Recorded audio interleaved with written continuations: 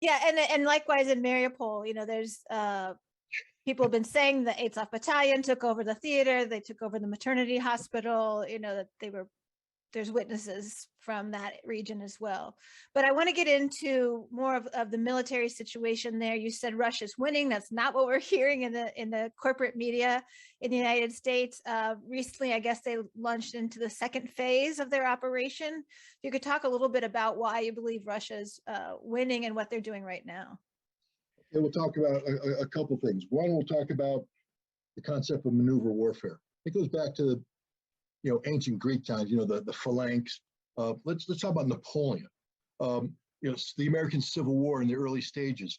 You had lines of troops marching, and most people say, well, that's pretty brutal. It's line against line. But actually, if you look at it on a map, as they diagram most battles, you get to see certain things. For instance, the notion of fixing an opponent in place. If an enemy has a big concentration here, and I put a big concentration up opposite him, he can't move his troops because he's threatened by my troops.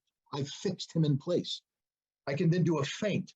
I can move troops over here in this direction, and he has to respond to that, move his own forces in that direction. That is a feint. I can then do a deception attack. That is, I can launch an attack here, maybe at odds that aren't favorable to me, but he has to respond to that by bringing in troops to respond to that. And then I can do pincers. While I've shaped the battlefield in this way, I take my other troops and I surround them. And now I can kill them all. That's Napoleonic warfare in a nutshell. And it worked that way in World War II. We saw massive battles of maneuver and encirclement fought throughout Russia between the Germans and the Soviets from 1941 up until 1945. Major maneuver warfare. We saw that in the Gulf War, the war that I was involved in. We used feints. We used deception attacks. We used fixing attacks, and we used large maneuver operations. The great left hook, the Hail Mary, remember, that rolled everybody up. And the reason why I bring that up is this is simple military science. And you know who some of the greatest students of military science in the world are today? The Russian officer class. I mean, we treat them like they're kindergarten kids. I mean, the way we talk about them, the Russians, they don't know what they're doing. They're some of the best trained, best educated officers you'll ever meet. They know this stuff better than we do. You want to know why they know it better than we do? Because they haven't spent the last 20 years learning how to kick down doors in Iraq and murder an Iraqi family, or crawl through the hills of Afghanistan and kill a goat herder, because that's what we've been doing for 20 years. We don't know how to wage large-scale military war. We forgot how to do it. I used to do it for a living. Spent all my military life training to do this. And even then, I can't say I was perfect at it, but I thought I was ready for it. And I proved I was during the Gulf War. But my point is, we're not ready for it today. We don't train this way. The Russians do. They think this way. So when you take a look at their map, we have a bunch of small arrow people. That's why I call the Americans, who are looking at tactical situations. They look at a videotape that shows a destroyed Russian convoy. They look at a videotape that shows 3 or 4 Russian tanks with guys sprawled out. You know what? War is hell. And when you go to war, people die, including your own. And if you're looking at small arrows, the Russians got slapped around on a couple small arrows. But now we look at the big arrows. The big arrows, what did the Russians want to do? I told you, they wanted to fix people in Kiev. There's 100,000 troops in Kiev that if you don't threaten them, they move down and reinforce. So you drive down from Belarus with 40,000 men and you hold 100,000 in place. You have 80,000 people in Odessa. So you send 30,000 people from Crimea to threaten Odessa while you sail ships with Marines off the coast. And now those troops are stuck. You have 100,000 people in the Donbass, and you don't want to free them up to respond to Kiev or the other. So you fix them. You send the Donetsk and the Lugansk militias across the border in some of the most difficult fighting imaginable, and you grab onto these people and you hold them in close combat so they can't maneuver. And then you use thrust to seize a land bridge between Crimea and Russia proper so that you can freely move your forces in between. Mariupol was the key to that. Mariupol had to fall. It's the only city the Russians have fought for. Ask yourself why. Because it's the only one that matters. All the other cities don't matter. You're not going to take a city of 3.1 million, Kiev, with 40,000 troops. Ain't going to happen. You're not going to take a city of 1.6 million people, Kharkiv, with 50,000 troops. Not going to happen. but you are going to take a city of Mariupol with 50,000 troops because you're going to surround it and pound it, which is what has happened here. They've taken the town. Horrible, horrible, horrible situation, but military necessity dictated that outcome. But my point is, this phase that I'm talking about is called preparing the battlefield. And the other thing that's happened here is the Russians they have blown up virtually all the fuel depots in Ukraine. I don't mean to chuckle about it, but it's important because what does a tank run on? Gas. What does a truck run on? Gas. What is a tank that doesn't have any gas? A coffin. What is a truck that doesn't have any gas? Another coffin. All the ammunition depots have been blown up. What's an artillery piece without ammunition? An invitation to be killed. All the water and food and everything that nurtures the troops. What's a hungry soldier and a thirsty soldier? Either dead or a prisoner. So the Russians have been shaping this battle, denying maneuver to the Ukrainians while achieving their localized objectives to prepare for the major pincer operation that's going to trap a Ukrainian force that has been starved, denied water, denied leadership, denied fuel, denied ammunition. That's phase two that's happening around. The Russians left Kiev because they don't need to fix those troops anymore. Those troops can't move because they don't have any gas. So they're stuck. And if they try to move, the Russian Air Force is going to kill them all because they have to get on a highway and they'll all die. And that's what we see. They've tried to move convoys down and the Russians take them all out. There's no reinforcement taking place. The troops that are in Donbass can't maneuver. They're trapped. And now the Russians are coming in and they're going to close a pincer and they're going to kill or capture the bulk of the Ukrainian army. And when that happens, there's nothing left. Nothing left. And then the Russians will be able to dictate any outcome they want. That's why I say the Russians are winning, because that's the way I see the battle. I don't misinterpret things such as, well, the Russians failed to take Kiev. The Russians never wanted to take Kiev. Well, the Russians have failed to take Odessa. They never wanted to take Odessa. These were purely diversionary actions designed to fix in place significant numbers of Ukrainian troops to keep them away from the main effort. And that's why I say that the Russians are winning this war, and they're going to win this war very soon. Thank you, Scott. There's a lot more that can be said about this. It was interesting today. I read that there was surrender of a number of Ukrainian troops in Mariupol, which I thought was interesting that that's starting to happen, and we're starting to see that. Elite troops, I need to add. They're not just any. These aren't just average Ukrainian troops. These are elite. These are the Marines. Yeah. Which means that if you have a situation where Marines are surrendering en masse, what does that tell you? They have no food, they have no ammunition, they have no fuel, they have no water, they have no hope. So if you can get elite troops to surrender, the ones that normally fight to the death, but they're surrendering now, imagine what the non-elite troops are thinking. I'd like to talk a little bit about the economic situation. I know this is not your area of expertise, perhaps, but I know you've been studying a lot of the war situation. The U.S. mainly said we're going after Russia with sanctions. The U.S. has, about 42 countries in the world on sanctions, and they're all working on ways around these sanctions. It's clear that Russia prepared for this. And we said the ruble was going to go through the floor. But what we're seeing now instead is the ruble is getting pretty strong. Countries are starting to trade with the ruble. It's becoming more of an international currency. The dollar is weakening. We're seeing inflation in the United States. We're being hurt by the wheat that both Ukraine and Russia had, as well as the lack of fuel. And more than us, Europe is in terrible situation. I have no idea what the hell they're doing in Europe, because German industry is one of the few Western countries that's still industrialized. Is going to die. It cannot function without the fuel that it's been getting, and yet they're still pushing ahead with this, I think, under the reins of the United States. So and perhaps the outcome of this is the hegemony which the U.S. had and control of the World Bank and the IMF and the dollar being the currency for trade is being lost. And that hegemony is being challenged from the East, Russia and China. And it's clear that Russia and China have made deals, and we're talking while the U.S. was boycotting the Olympics, doing a boycott. They were there talking. You know, I mean, it's almost foolish to think about what's happening. What's your thoughts on this? Are we going to end this war with a new economic reality throughout the world? And has this been a major mistake on the part of the United States and Europe, or where do you see this going? I'll start here rather than going all the way back. I'll just go back to February 4th of this year. Okay, so that way February 4th.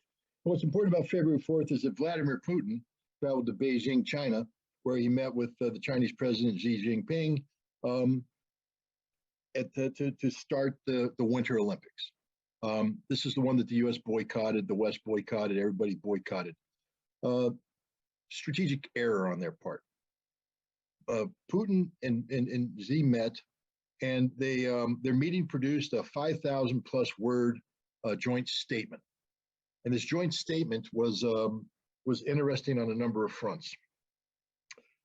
Strategically, right off the bat, the big item that comes out of the joint statement is that Russia and China have agreed that the rules-based international order that the United States has been selling as the end-all. You hear it in every, even General Miley, who the chairman of the Joint Chiefs of Staff, testified before the Senate, I believe, today or yesterday, and here's a military man talking about the need to defend the rules-based international order. What that is in short, one word is American hegemony. That's two words, so that's Marine math for you. But American hegemony is what the rules-based international order is. It's how the United States dominates the world. It's the system we put in place at the end of the Second World War, not only to rebuild the world, but to control the world, control the world's economy.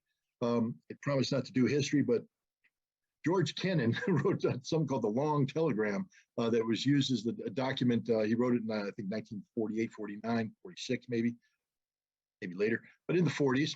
And he said this is a document that became famous because it became the foundation of the American policy of containment that led to the creation of NATO and the Cold War. But Kennan wasn't writing about the military. Kennan was writing about the economy. He said that the Russians aren't buying into the American effort to impose a dollar-based economic control over the Soviet Union through the Marshall Plan and aid. The Russians rejected that. The Soviets rejected that. He said, by rejecting that, they're rejecting our control of the world scene. Therefore, we are going to be in perpetual conflict with the Soviets on economic issues. And he was right, because they're not going to surrender. They didn't surrender until 1990. Then they surrendered. We saw what happened to Russia once they surrendered. But my point is that the United States have been using this rules-based international order to control the world, not to help the world, to control the world to America's sole benefit. It's all about us, not about anybody else. If other people profit from it, great, but we don't care. We want it about us. And you see this with, the arrogance of Joe Biden, telling the German premier, the chancellor, you can't have a pipeline with Russia. You have to shut it down, even though it's going to destroy your economy because it's not good for us. What kind of hubris is that? It's the hubris that comes from thinking that you are the world's essential nation, that the world can't exist without you. But guess what? Russia and China can exist. And they reject this. And they formally said, there will be no more unilateral world. We will no longer recognize the United States as the singularity around which the world gravitates. It's now going to be a multipolar world, one that is a law-based international order, the law being the United Nations Charter, meaning Russia and China aren't trying to rewrite the system. They're embracing the system the world agreed upon in 1945. They're saying this will be it, but it's going to be a United Nations where we have multiple poles of influence, like the BRICS, Brazil, South Africa, India, Russia, China, Imagine that. Everybody is equal. Imagine that. And they also said, you know, this concept of American economic hegemony that's linked to this transatlantic alliance. No, we're focused on a trans-Eurasian economic union that connects Russia with China through Central Asia and through India, Pakistan, inclusive of the Indo-Pacific region, reaching into Africa. Basically, 2/3 of the world's population is part of the Russian-Chinese economic union.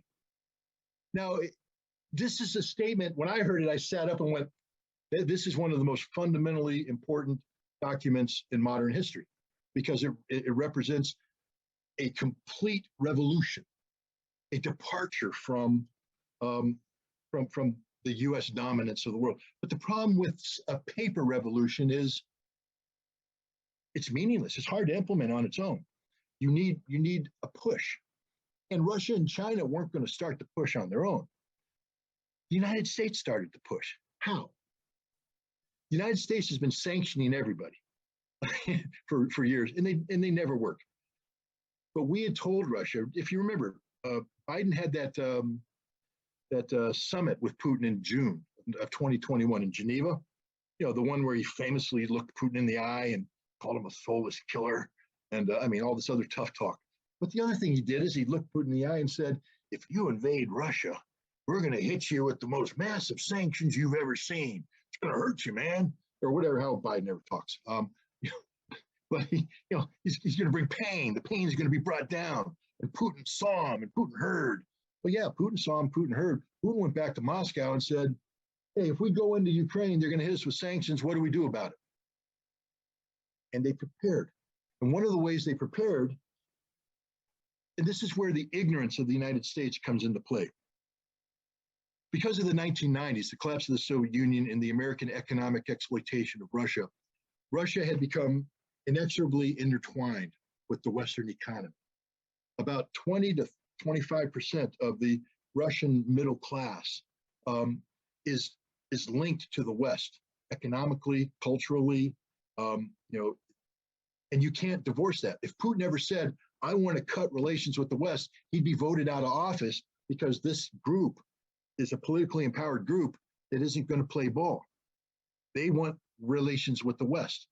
You have the oligarch class that, again, Yeltsin breathed life into. These are very corrupt people who stole the national wealth, made it their own, and enjoy monopolies. When Putin came to power, he said, "I understand I can't shut you down because you control our economy. I'm going to let you stay in the economy, but you're out of politics. If you stick your nose into politics, I cut you off the knees." And he did. He took over Gazprom. He kicked or Lukoil, I think, and he kicked the oligarch out of the country. Several of them fled, but many of them there. A lot of people talk about, the ignorant people say Putin needs the oligarchs, that he's part of the corruption of the oligarchs. No, Putin hates the oligarchs. He just can't get rid of them because economically they're too ingrained. Well, what did Biden do? First of all, he broadcast what he was going to do. So Putin was able to get a plan. And then he did what he said he was going to do. Cut off the economic system, a complete economic divorce with Russia, between the West and Russia. He just did Putin a favor. Had Putin initiated that divorce, people would be in the streets rioting, he'd be out of office. But the United States initiated the divorce, and Putin went, "Thank you very much, we're done with you. We're finished.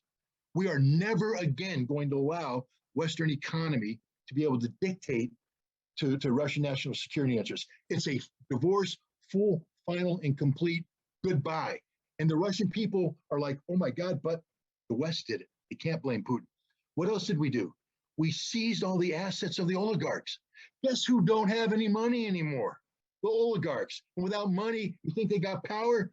Putin gave a speech a couple of weeks ago where he told them, "Get the hell out of Russia." He's talking to the oligarchs. Leave.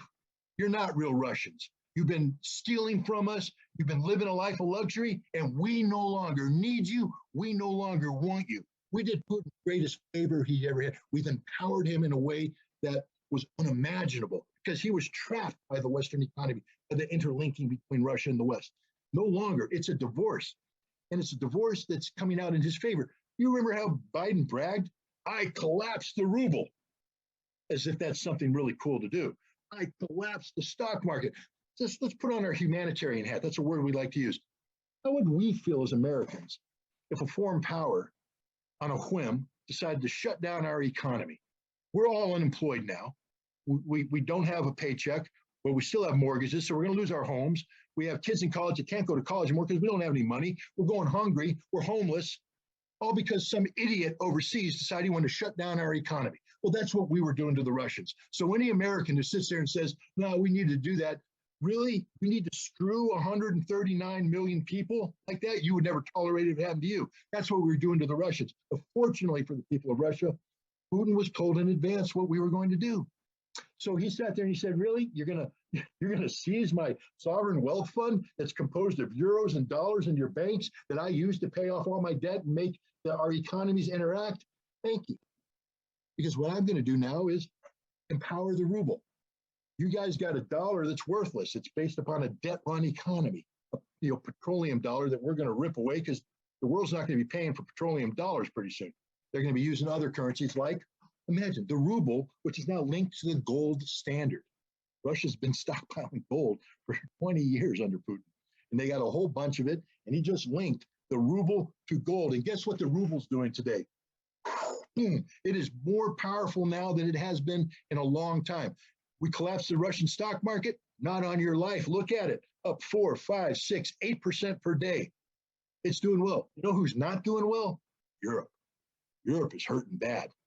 Why? Because the United States promised things we couldn't deliver.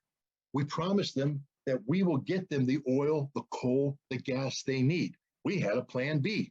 Turns out we didn't have a plan B. We can't get them what they need. And if they cut themselves off from Russia, their economies literally shut down overnight, not just temporarily.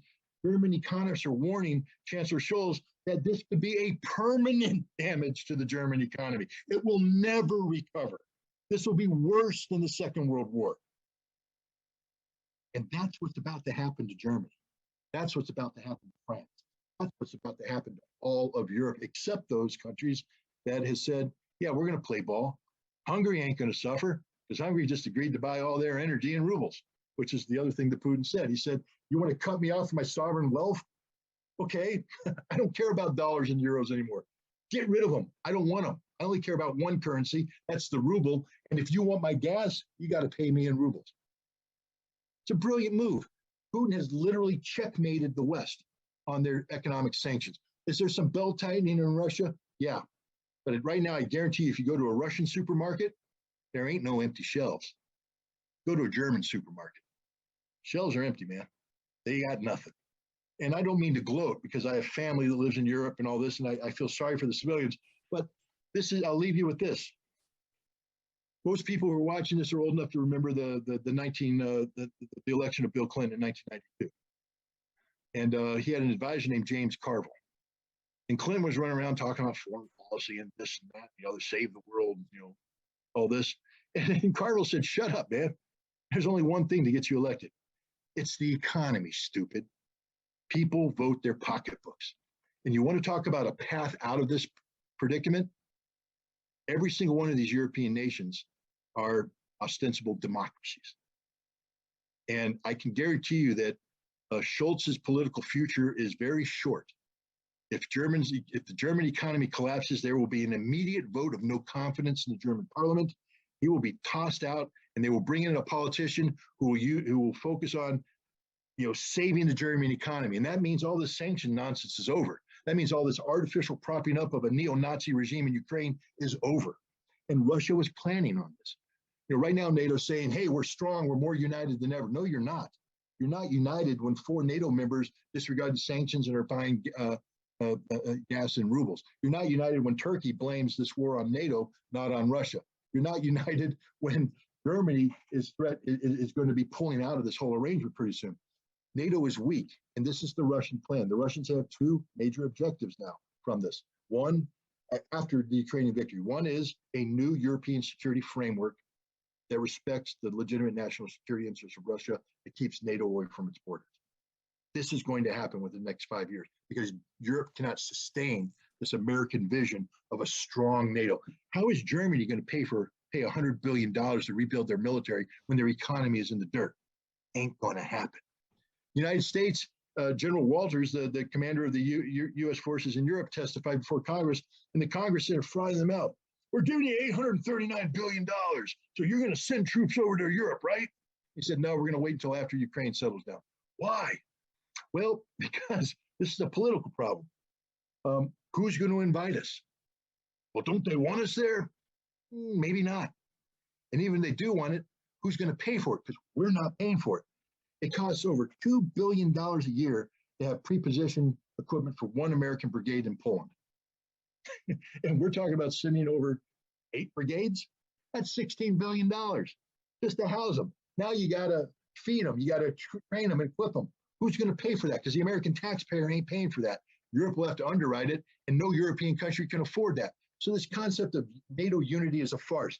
Russia will impose, I believe, a new European security framework on Europe in the next 5 years.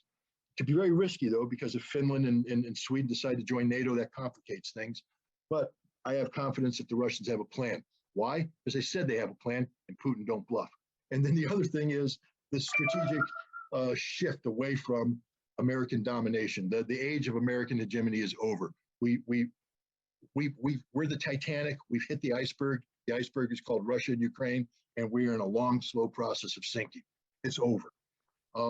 China right now has learned something. And their Chinese ambassador gave us a heads up. Before the Putin meeting, the Chinese ambassador spoke with NPR, and he said, relations with the U.S. and China are very bad. And if they don't change, if the U.S. continues to float around like it's a power, there will be a war with the United States. He said it right up front. There will be a war with the United States. And then they entered the special relationship with Russia. Russia entered the special relationship knowing that China's going to war in Taiwan and they're going to fight the United States, and Russia didn't walk away from that. Think about that for a second. And then Russia turned around and invaded Ukraine, and China isn't walking away from Russia. Sadly, something that's probably going to happen in the next 5 to 7 years is China's going to invade Taiwan. And there's not a darn thing the United States can do about it. The world has fundamentally changed. And here's the other truth. It didn't need to happen. This war in Ukraine did not need to happen. This could have been solved peacefully. Nobody needed to die. Nobody needed to die, but American hubris and the power, the greed for power started this war, and it's going to cost Taiwan. Taiwan doesn't need to be invaded by China, but they're going to be invaded by China. Hundreds of thousands of Taiwanese are going to die because the United States thinks it has a right to dictate outcomes to other nations. When the reality is, China right now would accept Taiwan to join China as it is. No fundamental changes. Keep the government, keep the economy, keep whatever you want. You will wake up the next morning and there will be no change except that you will be flying the Chinese the flag of mainland China, not the Taiwanese flag. You really want to die for a piece of cloth? One that the United States isn't going to back you up on? If Taiwan has learned anything, the United States is the worst friend in the world. Ask the Ukrainians how good of a friend we are. We're willing to fight the Russians to the last Ukrainian, and we'll be willing to fight the Chinese to the last Taiwanese. That's the sad thing. And if you're anti-war, this has to be the biggest nightmare in the world, because we're seeing a major war in Europe that should have been avoided, and we're going to see a major war in the Pacific. Yeah, no, it's crazy. And I wanted to mention that, you talked about sanctions, and in reality, most of them are what we call unilateral coercive economic measures. They're not legal structures. They're illegal economic measures imposed unilaterally by the United States on other countries, and mostly countries in the global South. More than a third of the world's population, more than a third of the countries we're sanctioning are in the African continent. And the global South is not going along with the U.S. on this. Everything that we've done has been to isolate us and undermine ourselves and show that we can't be trusted. I interviewed Michael Hudson a few weeks ago, and he basically said March 23rd was the day we seized the Russian assets after seizing Venezuela's and Afghanistan's. The whole world now sees it. You can't trust the United States. So this is a game-changing situation. there's a number of things I would like to talk a little bit about Biden. You know, some of the things that he said, if you could comment on. He's talked about, you know, we just have to pay these higher fuel prices. We're all going to have to pay higher prices for food as a result of this. This is just the price that we pay. He's talked openly about, well, pretty strongly alluded to wanting regime change in Russia. And you've talked about Biden's role in Ukraine and in the coup in 2014, and the ways that he's compromised in terms of Ukraine. So if you could talk kind of about your take on Biden and all of this. Well, I think in fairness to full disclosure, I have to say that I don't like Joe Biden, and my feelings for him are deeply personal. They go back to the fall of 1998 when I resigned from the United Nations. I testified before the United States Senate, and Joe Biden behaved in probably one of the least professional appearances of his entire unprofessional career, mocking me, mocking what I was trying to do, calling me Scotty boy, saying that it was above my pay grade. That's why other people get the limos and I don't.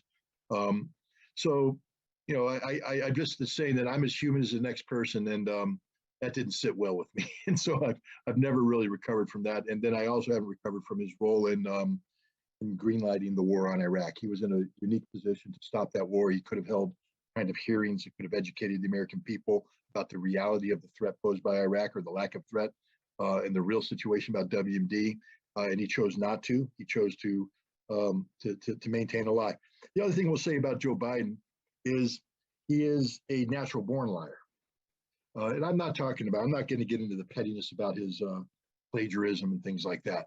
I'm talking about big picture lies. And I'll give you a recent example. In July of last year, we had a situation where Biden made a decision he's going to pull out of Afghanistan. And he was starting to do that. And the situation, the internal security situation in Afghanistan was falling apart. Ashraf Ghani, the Afghan president, called Biden, and he panicked. He said, I got 15,000 Taliban and Pakistani insurgents pouring over the border. My army's on the verge of collapse. If you don't continue to give us air support, it's going to be over. We're going to be gone in a matter of days. And Biden shut him up and said, whoa, whoa, whoa, you can't say that. What I need you to do, and this is virtually a direct quote, people can look it up and see if I'm not exaggerating. What I need you to do is go out and say everything's okay. Everything's under control. And here's the important one. Even if it's not true, we need to create the perception of control. So he's ordering someone to lie, not just to his own people, but in a statement that'll be heard by the American people. So they're lying to the American people. And he's saying this to achieve a perception that deviates from reality. That's Joe Biden. He is a liar. On Ukraine, he is compromised every which way but Sunday. We saw his involvement in the Maidan. He was involved,